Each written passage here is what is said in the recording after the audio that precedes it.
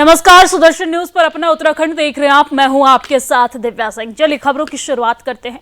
उत्तराखंड में मौसम की मार और भूस्खलन के कारण सड़क मार्ग बाधित हो रहे हैं, जिससे न केवल स्थानीय लोग बल्कि यात्रियों को भी कठिनाइयों का सामना करना पड़ रहा है।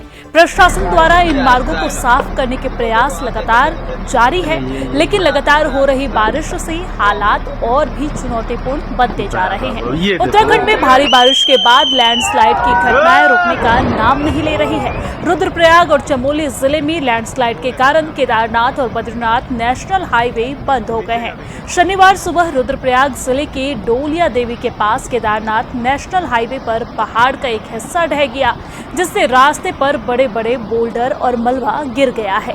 गनीमत ये रही कि इस भूस्खलन के दौरान कोई यात्री या वाहन किसी चपेट में नहीं आया है, इस भूस्खलन की चपेट में नहीं आया। आपको ये भी जानकारी दे दें कि रुद्रप्रयाग में हुई भारी बारिश का असर केदारनाथ यात्रा मार्ग पर भी पड़ रहा है, जहां पहले से ही लैंडस्लाइड की समस्या बनी हुई थी। उत्तराखंड में भूस्खलन से नेशनल हाईवे बाधित हो गया है। केदारनाथ नेशनल हाईवे पर जो पहाड़ है वो ढह के गिर गया है, लेकिन गनीमत ये रही कि इस दौरान जनहानि की कोई खबर नहीं आई है। और ये तस्वीर और इसी खबर पर ज्यादा जानकारी के साथ हमारे साथ उत्तराखंड से हमारे ब्यूरो चीफ कृष्णा कुमार हमारे साथ फोन लाइन पे जुड़ गए हैं। कृष्णा, जिस तरीके से हम अपने दर्शकों को तस्वीरें भी दिखा रहे हैं और जानकारी भी साझा कर रहे हैं कि लगातार भारी बारिश के बाद उत्तराखंड में मुश्किलें जो हैं वो और भी ज्यादा बढ़ती जा रही है। खासकर चारधाम यात्रा वाले यात्रियों के लिए, श्रद्धालुओं के लिए ये मुश्किलें आफत बनकर सामने आ रही है। मामले में अपडेट क्या है? सबसे पहले अपडेट बताइए, जानकारी विस्तार से साझा कीजिए, फिर आगे की जानकारी लेंगे। बिल्कुल, देखिए उत्तराखंड में बारिश का दौर जो है वो लगातार जारी है, जिस वजह से लगातार जो है वो चारधाम यात्रा भी रुक रुक कर प्रभावित हो रही है। अभी की हम बात करें, लेकिन चारधाम यात्रा सुचारू है। सुबह के समय जो है वो चारधाम यात्रा बद्रीनाथ यात्रा मार्ग पर चमोली के पास जो है वो भूस्खलन हुआ था काफी जगह, जिस वजह से 3 घंटे यात्रा जो है वो बाधित रही थी, जिसके बाद से पीडब्ल्यूडी द्वारा यात्रा मार्ग को दोबारा जो है वो सुचारू कर दिया गया है। फिलहाल जो है बारिश काफी हल्की हो रही है, जिस वजह से चारधाम यात्रा चल रही है। मौसम विभाग के अनुसार आज ऑरेंज अलर्ट जो है वो जारी किया गया है चमोली क्षेत्र में, जिस वजह से चारधाम यात्रा आगे और जाके प्रभावित हो सकती है। ठीक है, प्रशासन के द्वारा क्या कुछ व्यवस्थाएं की गई है चारधाम यात्रियों के लिए? देखिए, चारधाम यात्रा में जो यात्री आ रहे हैं उनके लिए शासन की ओर से पहले ही अलर्ट जारी किया गया है और अपील भी लगातार उत्तराखंड सरकार द्वारा की जाती है कि अगर आपकी यात्रा अगर अभी ज्यादा जरूरी ना हो तो उसको टाल दे, क्योंकि जब मौसम साफ हो जाए, मानसून का दौर जब खत्म हो जाए, उसके बाद ही अपनी यात्रा शुरू करें। क्योंकि लगातार देखिए चारधाम यात्रा में हम हर वर्ष देखते हैं कि मानसून के दौरान काफी ज्यादा दिक्कतों का सामना जो है वो श्रद्धालुओं को करना पड़ता है, लेकिन कई श्रद्धालु होते हैं जो एक तरीके से प्रशासन की अपील नहीं मानते हैं, उसके बावजूद भी यात्रा करते हैं। तो ऐसे में शासन प्रशासन को भी उनका रेस्क्यू करने में जब कोई दिक्कत आई है तो काफी दिक्कतों का सामना करना पड़ता है, क्योंकि केदारनाथ आपदा से अभी भी उत्तराखंड जुड़ा नहीं है, लेकिन उसके बावजूद भी यात्री जो है अपनी श्रद्धा को मानते हुए उत्तराखंड आ रहे हैं, क्योंकि रोजाना जो है वो 150 से 200 की संख्या में केदारनाथ की यात्रा भी जो है वो हेली के माध्यम से तीर्थ यात्री कर रहे हैं। दिव्या जी कृष्णा, लेकिन इसी बीच हम ये भी समझना चाहेंगे कि लगातार जो भूस्खलन की घटना है वो सामने आ रही है, लैंडस्लाइड की घटनाएं सामने आ रही है। लैंडस्लाइड की वजह से कौन कौन सा मार्ग इस वक्त बाधित है?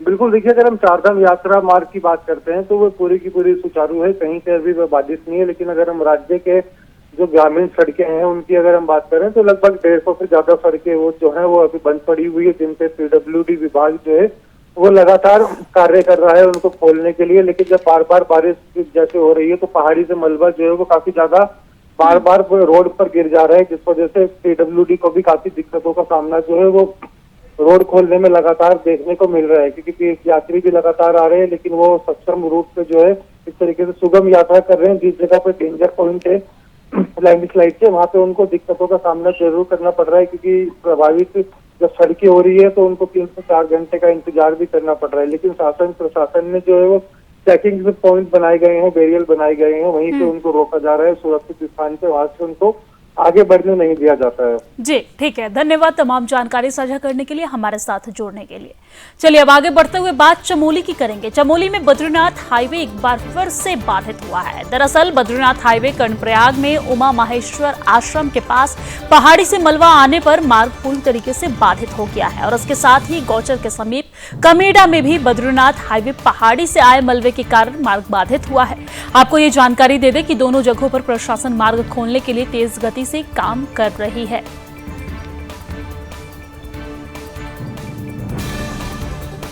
और चमोली से ये तस्वीर आप तक पहुंचा रहे हैं, जहां पर लगातार बारिश होने के बाद बद्रीनाथ हाईवे एक बार फिर से बाधित हो गया है। इससे पहले भी हमने देखा कि लगातार बारिश की वजह से पहाड़ का जो एक हिस्सा है वो ढहकर सड़क पे आ गया था, जिसके बाद यात्रियों को काफी परेशानियों का सामना करना पड़ा। बहरहाल एक बार फिर से इस तरह की तस्वीरें सामने आई है। उमा महेश्वर आश्रम के पास पहाड़ी का ये हिस्सा ढहकर नीचे आ गया, जिसके बाद सड़कों पर मलबा आने के बाद यात्रियों को, श्रद्धालुओं को परेशानियों का सामना करना पड़ा। हालांकि यहाँ पर प्रशासन की तत्परता देखने को मिली। प्रशासन यहां पर बुलडोजर के माध्यम से, जेसीबी के माध्यम से तमाम जो यहां पर जो मलबे सड़क पर गिरे हुए नजर आ रहे हैं उन्हें जेसीबी के माध्यम से साइड करने का काम लगातार जारी है। कमेडा में भी मलबा के कारण मार्ग पूरी तरीके से बाधित हो गया था, जिसके बाद प्रशासन की तत्परता से मार्ग खोलने के लिए लगातार कार्य जारी है।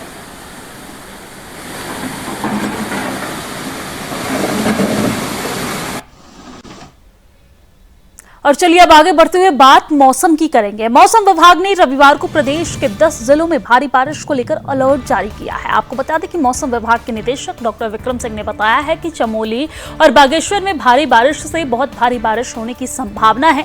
वहीं अगर उत्तरकाशी की बात करें तो उत्तरकाशी, रुद्रप्रयाग, देहरादून, टिहरी, पौड़ी, नैनीताल, चंपावत और पिथौरागढ़ में कहीं कहीं भारी बारिश होने की संभावना है। इसके अलावा अन्य जिले में गर्जना के साथ आकाशीय बिजली चमकने की आशंका भी मौसम विभाग के द्वारा जताई गई है। इस दौरान उन्होंने लोगों से विशेष सावधानी बरतने की अपील भी की है।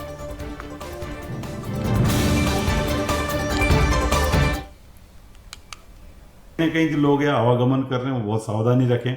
रास्ते बंद हो गए कहीं कहीं पर, इन डिस्ट्रिक्ट्स में खासकर जहाँ पे भारी से बहुत भारी वर्षा है, या इसी तरह घाट गदरों में भी पानी बढ़ेगा। तो जो लोग उसके आसपास रह रहे हैं या जो लोग इसमें क्रॉस करने या इस तरह की जो पार करने की जो नदी नालों को वो कोशिश ना करें, तो कहीं ना कहीं चपेट में आते हैं। इसी तरह जो लैंडस्लाइड जोन है उनके आसपास रह रहे हैं उनको भी काफ़ी सतर्क रहने की ज़रूरत है। तो कल और परसों जो एक्टिविटी वेदर की वो बढ़ेगी। तो यही मैं अभी कहना चाहूँगा। नमस्कार। तो ये तस्वीर आप देख रहे हैं जहां पर उत्तराखंड में लगातार बारिश का दौर है और आने वाले दिनों में भी बारिश होने वाली है। कई हिस्सों में भारी बारिश को लेकर अलर्ट जारी किया गया है, यानी कि रेड अलर्ट जारी किया गया है मौसम विभाग के द्वारा। तो कई हिस्सों में येलो अलर्ट जारी किया गया है। अलग अलग जिलों में बारिश को लेकर अलर्ट जारी किया गया है। लोगों से विशेष रूप से सावधानी बरतने की अपील मौसम विभाग के द्वारा यहां पर की गई है। बहरहाल ये तस्वीर हम आप तक पहुंचा रहे हैं जहां पर लगातार मौसम का मार उत्तराखंड इस वक्त झेल रहा है।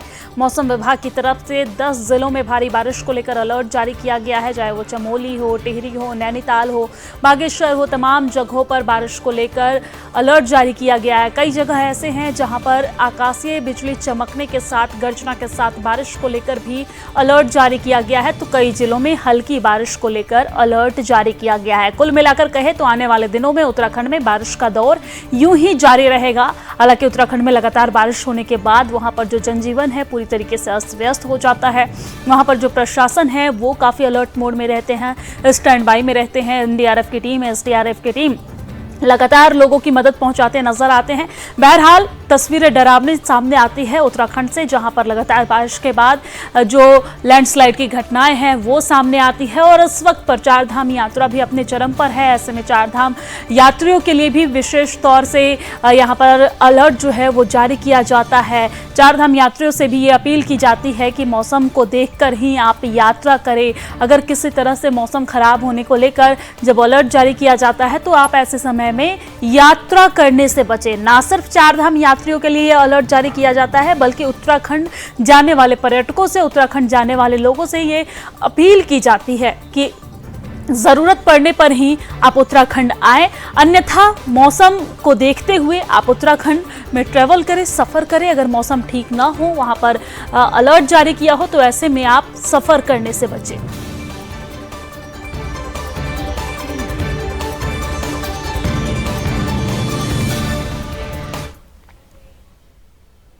और चलिए अब आगे बढ़ते हुए बात बागेश्वर की करेंगे। बागेश्वर के तल्ला तिपोला गांव में आजादी 77 साल के बाद भी 7 किलोमीटर सड़क जो है वो नहीं बन पा रही है। आपको बता दें कि लगातार आजादी के 77 साल हो गए हैं, लेकिन अभी तक सड़क जो है वो नहीं बन पा रही है। हालांकि ये जो सड़कें आप देख रहे हैं, ये 4 किलोमीटर की दूरी है। ये सड़कें आजादी के 77 साल के बाद भी नहीं बन पा रही है, जिसके कारण वहां पे स्थानीय लोगों को, खासकर महिलाओं को, बहुत सारी परेशानियों का सामना करना पड़ रहा है। आपको ये जानकारी दे दें कि बागेश्वर के पूर्व विधायक स्वर्गीय चंदन राम दास के कार्यकाल में भारत सरकार से स्वीकृत हुई सड़क अभी तक अस्तित्व में नहीं आ पाई है। गांव के लोगों को, मरीजों और गर्भवती महिलाओं को डोली में बैठाकर पहाड़ की पगडंडी के सहारे, यानी कि डोली में, आप जिस तरीके से तस्वीरों में देख सकते हैं कि किस तरीके से यहाँ पर डोली में बैठाकर वहाँ के जो स्थानीय लोग हैं वो पगडंडी के माध्यम से अपने कंधे पर लेकर उन्हें नदी पार करते नजर आ रहे हैं और तब जाकर वो अस्पताल पहुंच पाते हैं। आप तस्वीरें देख सकते हैं कि आज़ादी के 77 साल हो गए हैं, इसके बाद भी दुर्भाग्यपूर्ण है कि यहाँ पर सड़कें नहीं बन पा रही है। लोगों को भारी परेशानियों का सामना करना पड़ता है। गांव तक एम्बुलेंस की जो सुविधा है वो नहीं पहुंच पाती है। इस वक्त बरसात का समय है, ऐसे में नदी नाले उफान पर है, लेकिन लोग अपने जान के साथ खिलवाड़ करते हुए, अपने जान जोखिम में डालकर मरीजों को अस्पताल ले जा रहे हैं। गर्भवती महिलाओं को नदी पार करते पगडंडी के माध्यम से नजर आ रहे हैं। आपको यह भी जानकारी दे दें कि तल्ला तिपोला गांव के हालत इतने नाजुक हैं कि गांव तक पहुंचने के लिए नदी को पार करना पड़ रहा है, जैसा कि मैंने आपको पहले ही बताया। और गांव में डोली उठाने के लिए भी पुरुष नहीं बचे हैं। पहाड़ से हुए पलायन के बाद महिलाओं को ही मोर्चा संभालना पड़ रहा है। ये काफी दुर्भाग्यपूर्ण है कि पहाड़ में जो पहाड़ी लोग हैं वो पलायन करके रोजगार के चक्कर में वहां पर सुविधाएं तमाम तरह की नहीं मुहैया करवाई जा रही है। हालांकि जो वर्तमान में सरकार है, धामी सरकार, वो पलायन को रोकने के लिए तमाम जो कदम हैं वो उठा रहे हैं, लेकिन पहले ही जो यहाँ के लोग हैं, पुरुष वर्ग हैं, वो पलायन कर चुके हैं नौकरी की तलाश में, रोजगार की तलाश में, और अब गांव में पुरुष नहीं बचे हैं। ऐसे में महिलाओं को मोर्चा संभालना पड़ रहा है। महिलाएं जो हैं, एक महिला दूसरी महिला की सहारा बनती, मरीजों के सहारा बनते नजर आ रहे हैं। जैसा कि आप तस्वीरें भी देख रहे हैं कि लगातार बारिश का दौर जारी है, अलर्ट जारी किया जा रहा है, नदी नाले के पास जाने से बचने को कहा जा रहा है, लेकिन ऐसे में वहां के जो ग्रामीण लोग हैं वो अपने जान को जोखिम में डालकर नदी पार करते नजर आ रहे हैं। क्यों? इलाज के लिए, क्योंकि गांव तक एम्बुलेंस नहीं पहुंच पाता, सड़कें नहीं है, नदी नाले की जो स्थिति है वो बिल्कुल भयावह नजर आ रही है। लेकिन पगडंडी के माध्यम से जो नदी है वो पार करते हुए एक महिला दूसरी महिला के सहारा बनते हुए नदी पार कर रही है। नदी नाले उफान पर है, जैसा कि आप तस्वीरों में भी देख सकते हैं, लेकिन यहाँ पर लोग जान जोखिम में डालकर एक जगह से दूसरे जगह जाने को मजबूर है।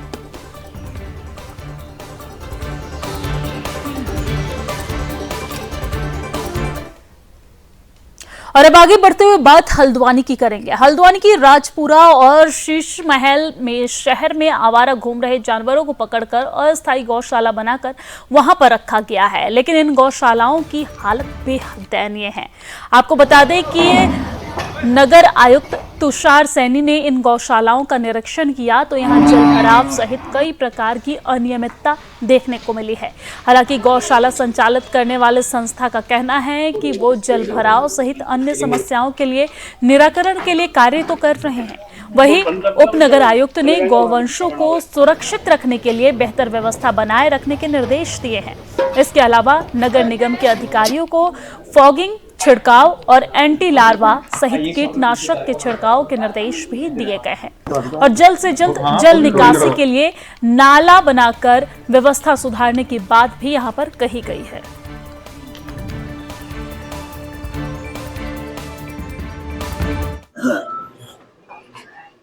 वो 195 है। और जहाँ तक बात है अनियमितताओं का, ये बात सही है कि थोड़ा जल भराव हुआ है, पर इसमें हमारा आज ही जो है वो हम इसमें मिट्टी से पटान का कार्य शुरू करा दिया जाएगा। और बीमारियों का जो आपने सवाल किया, उसमें हमने जो भी जल भराव हुआ है यहाँ पे एंटी लार्वा का छिड़काव और फॉगिंग की व्यवस्थाएं हमने लगातार यहाँ पे कराई हैं। तो जो जिससे कीटनाशक का भी जो है छिड़काव करा गया है, जिससे कि बीमारियां ना फैलें। लगातार हमारा प्रयास है कि जल्द से जल्द इसको अपनी फुल कैपेसिटी में लाया जाए। आप देख भी रहे हैं कि यहाँ पे लगातार कार्य जारी है। तो स्टार्टिंग में ही बताया कि ये डीएम मैम के आदेश पे गायों का रेस्क्यू अभियान हमारा शुरुआत हुई और रेस्क्यू करने के लिए हमने ये जगह सुनिश्चित करी और एक शीश महल की। तो इन दोनों ही जगह, और पहले से ही पता था ये अस्थायी गौशाला है, एंड आपको पता है अस्थायी गौशाला मतलब अनप्लैन्ड गौशाला। अनप्लैन्ड है तो फिर इसमें अव्यवस्थाएं जाहिर सी बात है कि होगी। और क्योंकि इस जगह का हमें ज़्यादा नॉलेज नहीं था कि कहाँ पे पानी रुकेगा कहाँ पे नहीं रुकेगा, बारिश हुई तब पता चला कि यहाँ पे पानी रुका हुआ है। और जिस तरीके से आप कह रहे हैं कि पानी रुकने की जो समस्या है उसका समाधान भी मैंने आपको बता दिया है कि यहाँ से नाली बन रही है जो कि वहाँ वाली नाली से अटैच हो जाएगी और फिर ये पानी सारा का सारा निकल जाएगा।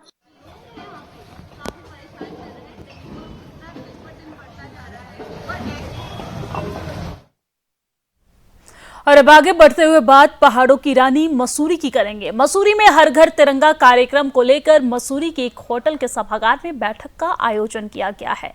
बैठक में बीजेपी जिला महामंत्री सकेत नौटियाल और साथ ही साथ मसूरी बीजेपी प्रभारी रतन सिंह चौहान ने बताया है कि बीजेपी के केंद्र नेतृत्व यानी कि प्रधानमंत्री नरेंद्र मोदी जी के द्वारा 15 अगस्त स्वतंत्रता दिवस के उपलक्ष्य में हर घर तिरंगा कार्यक्रम का आह्वान किया गया है।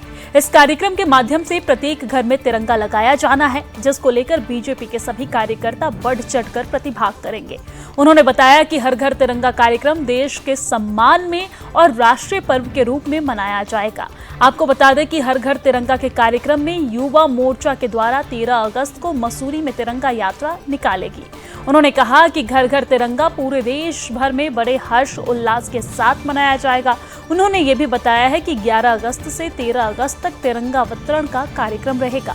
13 अगस्त को प्रत्येक शक्ति केंद्र के प्रत्येक बूथ पर कार्यकर्ताओं के द्वारा हर घर पर तिरंगा फहराने का काम किया जाएगा। 12 अगस्त से 14 अगस्त को महापुरुषों की प्रतिमाओं पर स्वच्छता कार्यक्रम किए जाएंगे और सभी कार्यकर्ताओं के द्वारा युवा मोर्चा का सहयोग करते हुए तिरंगा यात्रा को भव्य यात्रा के रूप में देश को समर्पित करते हुए आगे बढ़ाया जाएगा। इसके अलावा आपको बता दें कि उन्होंने ये भी बताया है कि 16 अगस्त को पूर्व प्रधानमंत्री अटल बिहारी वाजपेयी की पुण्यतिथि को भी बूथ स्तर पर मनाया जाएगा। अटल जी के चित्र पर पुष्पांजलि अर्पित की जाएगी। दिल्ली के अंदर भी बात के हमारे देश के प्रधानमंत्री, हमारे राष्ट्रीय अध्यक्ष जी द्वारा हम लोगों को निर्देशित किया गया है कि हर घर तिरंगा अभियान इस बार हम जो लोग करने वाले हैं, इसको लेकर के प्रदेश में भी हमारी और प्रदेश से जिले और जिले से मंडल स्तर तक बैठकें सुनिश्चित की गई हैं। बैठकों में सुनिश्चित किया गया है कि हम जो हमारा स्वतंत्रता दिवस है किस प्रकार से हम इस बार बनाएं, उसको लेकर के पूरी तैयारी हमारे यहाँ चल रही है। उसको लेकर के प्रत्येक जनमानस, प्रत्येक घर में झंडा किस प्रकार से लग सके, उसकी हमारी पूरी तैयारी यहाँ पर आज की इस बैठक में सुनिश्चित होने वाली है। हमारी 13 तारीख को मसूरी मंडल में एक रैली भी यहाँ पर आयोजित की जा रही है ताकि प्रत्येक जनमानस अपनी स्वतंत्रता दिवस की जो खुशी है उसमें व्यक्त कर सके और उसकी तैयारी को लेकर के आज ये बैठक आयोजित की गई है। अटल जी की जो श्रद्धेय अटल बिहारी वाजपेयी जी है, हम सभी जानते हैं कि भारतीय जनता पार्टी और देश के विकास में उनका जो योगदान है वो कितना अमूल्य है। उनको याद करते हुए भारतीय जनता पार्टी उनके जो पुण्यतिथि है उसको लेकर के प्रत्येक बूथ स्तर तक हम उनके पुष्पांजलि का कार्यक्रम, अपनी गोष्ठी का कार्यक्रम उनकी श्रद्धांजलि के रूप में करने वाले हैं। भारतीय जनता पार्टी महानगर देहरादून की बैठकों के क्रम में मसूरी मंडल में आज बैठक आहूत की गई है, जहां आप देख रहे हैं कि बड़ी संख्या में हमारे कार्यकर्ता, हमारे पदाधिकारी और हमारे जनप्रतिनिधि यहाँ उपस्थित हुए हैं। भारतीय जनता पार्टी काफ़ी समय से ये हर घर तिरंगा अभियान हर वर्ष की भांति इस बार भी करने जा रही है और मैं आपके चैनल के माध्यम से निवेदन करना चाहूँगा कि भारतीय जनता पार्टी का एक एक कार्यकर्ता, चूँकि भारतीय जनता पार्टी एक राजनीतिक पार्टी के साथ साथ एक सामाजिक सरोकार रखने वाली पार्टी है और ये एक राष्ट्रवादी पार्टी है। भारतीय जनता पार्टी हमेशा राष्ट्र प्रथम लेकर चलती है, अपने संगठन को द्वितीय और व्यक्ति को अंतिम पायदान पर रखती है। इसी कारण भारतीय जनता पार्टी हमेशा राष्ट्र की जो भी समस्याएं होती हैं या राष्ट्रीय पर्व होते हैं उनमें बढ़ चढ़कर हिस्सा लेती है। तो मेरा आपके चैनल के माध्यम से निवेदन है कि मेरा एक एक भारतीय जनता पार्टी का कार्यकर्ता, बूथ स्तर पर शक्ति केंद्र का संयोजक, हमारे सातों मोर्चों के पदाधिकारी और जो भारतीय जनता पार्टी के जनप्रतिनिधि हैं वो सब इस तिरंगा यात्रा में 13 तारीख को मसूरी में तिरंगा यात्रा होगी, उसमें बढ़ चढ़कर हिस्सा लें और राष्ट्रवादी जो हमारे लोग हैं उन सबको अग्रणी भूमिका निभाते हुए इस यात्रा में अपना योगदान देना चाहिए। सीखा है वो मैं आपको बताना चाह रहा हूँ, बाकी मुझे लगता है मेरे से कहीं ज्यादा अनुभवी। और चलिए अब आगे बढ़ते हैं। मसूरी पब्लिक स्कूल में आयोजित हुई बाल संरक्षण आयोग की बैठक और बैठक में आयोग की अध्यक्षता डॉक्टर गीता खन्ना ने मसूरी के सभी स्कूलों के प्रतिनिधियों के साथ संवाद करके किया है। इस मौके पर डॉक्टर गीता खन्ना ने सभी स्कूलों के कार्यालय में शिकायत के लिए 1098 और 112 कॉल का बोर्ड लगाने के साथ ही वो RTE के नियमों का हर हाल में पालन करने के निर्देश दिए। डॉक्टर गीता खन्ना ने सभी स्कूलों के प्रतिनिधियों से विभिन्न मुद्दों पर बातचीत की और उनकी समस्याओं को भी सुना है। वहीं उन्होंने SDM मसूरी को सभी स्कूलों के पास से शराब और तंबाकू की दुकानों पर कार्रवाई करने के निर्देश दिए हैं, यानी कि वहां पर किसी भी तरीके से स्कूल के आसपास शराब और तंबाकू की दुकान जो है वो खुले में शराब और तंबाकू नहीं बेच सकते, ताकि बच्चों के ऊपर गलत इम्पैक्ट न पड़ सके। इसको लेकर कार्रवाई करने के निर्देश भी यहाँ पर दिए गए हैं। तो ये खबर हम आप तक उत्तराखंड के मसूरी से पहुंचा रहे हैं, जहां पर बाल संरक्षण आयोग की बैठक आयोजित की गई है और इस बैठक की अध्यक्षता डॉक्टर गीता खन्ना ने किया है और यहां पर प्रतिनिधियों के साथ उन्होंने संवाद किया है। स्कूलों के पास शराब और तंबाकू की दुकानें नहीं होने की बात भी उनके द्वारा की गई है। अगर कोई दुकान है तो उस पर कार्रवाई करने की बात भी कही गई है। RTI के नियमों के पालन के निर्देश भी इस बैठक के द्वारा दिए गए हैं।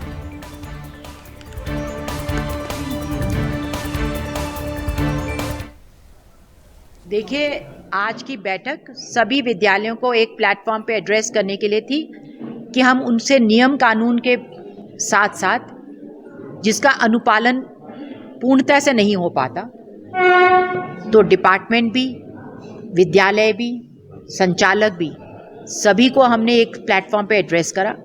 और खाली नियम कानून की बात नहीं थी, बात ये भी थी कि क्या हम अपने बच्चों को आने वाले समय के लिए, इस वर्तमान समय के लिए सही रूप में तैयार कर रहे हैं। जो 75 वर्ष पहले मैक्युलर एजुकेशन की बेड़ियां अंग्रेजी हुकूमत हमारे लिए छोड़ गई थी, उसमें हम कितना बदलाव ला पाए हैं। इंडियन नॉलेज सिस्टम जो कि हमारे बच्चों को एक बौद्धिक व्यक्तित्व, एक एम्पैथी और एक प्रकृति के साथ जुड़ाव, जमीन, जानवर, जल सबका ज्ञान देता है, उनसे दूर क्यों ले गए हैं। तो क्या आवश्यकता है, कितना बदले हैं, कितना बदलने की आवश्यकता है। कानून कहाँ पालन हो रहे हैं, कहाँ पालन नहीं हो रहे हैं। RTE का एक्ट सभी के लिए ज़रूरी है। हमें नहीं, परिवार में हो रहा है। अभी एक बच्ची ने इतना बड़े कि मेरे साथ मेरी बहन। और अब आगे बढ़ते हुए बात देहरादून की करेंगे। देहरादून में चल रहे अवैध मदरसों पर अब बाल आयोग ने अपनी नजरें टेढ़ी कर ली है। बाल आयोग ने जहां एक तरफ अल्पसंख्यक मंत्रालय से इस पूरे मामले की शिकायत की है, तो वहीं इस मदरसे की ओर से आयोग में पेश हो रहे लोगों की भी परेशानी बढ़ती जा रही है। बीते एक सप्ताह में बाल आयोग ने देहरादून में चल रहे कई अवैध मदरसों पर अपना शिकंजा कसा है। आपको बता दें कि बाल आयोग टीम आजाद कॉलोनी में संचालित मदरसा जामिया तुस्लाम अल इस्लामिया की शिकायत मिलने पर जांच के लिए पहुंची थी। वहां पर 30 बच्चों की तबीयत बिगड़ने की सूचना मिली थी, जिसके बाद बाल आयोग ने मौके पर जाकर औचक निरीक्षण किया, जिसमें पाया गया कि 20 गज की जमीन पर तकरीबन 4 मंजिला इमारत का मदरसा संचालित किया जा रहा है। यहां पर 55 बच्चे रह रहे थे, जबकि मदरसे में कुल 150 बच्चे पढ़ते हैं। इस दौरान बाल आयोग ने अपनी पड़ताल में पाया कि यह निर्माण मानकों के अनुरूप नहीं है। बाल आयोग ने इस मदरसे के खिलाफ कार्रवाई की है, जिस पर बीते रोज आयोग में मदरसा की तरफ से कुछ लोग गए थे, लेकिन वहां अपना प्राधिकार साबित नहीं कर पाए, इसलिए उन्हें नहीं सुना गया। उत्तराखंड के बाल संरक्षण आयोग की अध्यक्षता गीता खन्ना ने इस मामले पर राष्ट्रीय बाल आयोग से विभाजित किए गए, जिस पर राष्ट्रीय बाल आयोग ने चिंता जाहिर की है।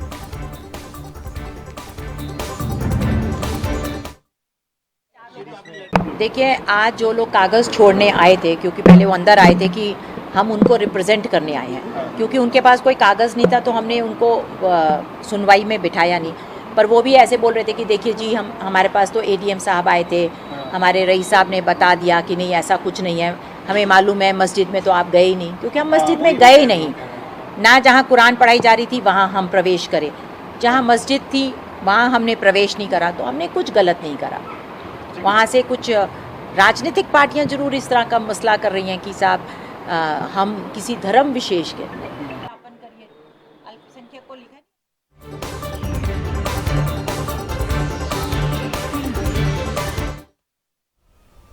78वें स्वतंत्रता दिवस के कार्यक्रम को भव्य बनाने और हर घर तिरंगा फहराने को लेकर कपकोट में शिखर मंडल और कपकोट मंडल की बैठक की गई है। यहां विधायक सुरेश गढ़िया ने सभी से हर घर में तिरंगा फहराने का निवेदन किया है।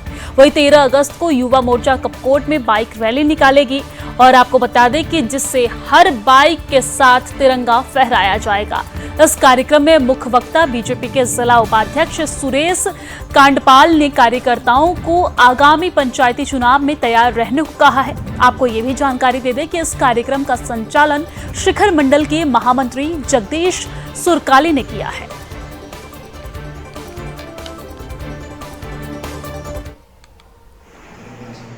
हर घर तिरंगा के निमित्त कपकोट मंडल और शिखर मंडल की संयुक्त बैठक में हमारे बीच में सभी भारतीय जनता पार्टी के वरिष्ठ नेतागण और भारतीय जनता पार्टी के संयोजक और सभी मंडलों के पदाधिकारीगण और गांव से आए हुए सभी भारतीय जनता पार्टी के कार्यकर्ता और हमारे युवा मोर्चा की टीम बहुत उत्सुक है कि हम हर घर तक तिरंगा झंडा पहुंचाएंगे। जो भारत माता की आन बान शान है उसको लगातार घर घर तक पहुंचाने के साथ उसको बनाए रखने के लिए हम आतुर हैं और हमारे भारतीय जनता पार्टी के सभी पदाधिकारीगण बहुत रुचि के साथ यहाँ पहुँचे हैं। तो मैं देश के यशस्वी प्रधानमंत्री माननीय नरेंद्र भाई मोदी जी और उत्तराखंड के यशस्वी मुख्यमंत्री माननीय पुष्कर सिंह धामी जी का बहुत आभार व्यक्त करना चाहूँगा कि और पार्टी के राष्ट्रीय अध्यक्ष जी का, प्रदेश अध्यक्ष जी का, कि उन्होंने जो ये योजना बनाई है कि हम घर घर तक तिरंगा पहुंचाने का काम करेंगे और उसको फहराने का भी काम करेंगे और यहाँ बहुत बड़ी बाइक रैली भी होने वाली है। और अपना उत्तराखंड की खबरों में फिलहाल इतना ही, लेकिन देश और दुनिया की तमाम खबरों के लिए आप देखते रहिए सुदर्शन न्यूज। जय हिंद।